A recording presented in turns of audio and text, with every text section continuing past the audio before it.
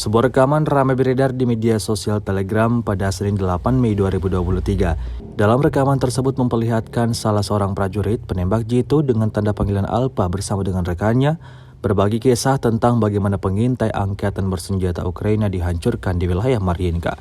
Disebutkan mereka sangat bekerja keras sepanjang waktu.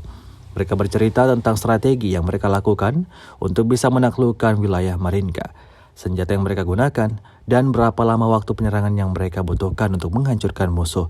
Kedua prajurit ini mengklaim posisi musuh yang baru saja mereka serang tak menyisakan tanda-tanda kehidupan di sana. Hingga video ini viral, beragam komentar dituliskan warganet.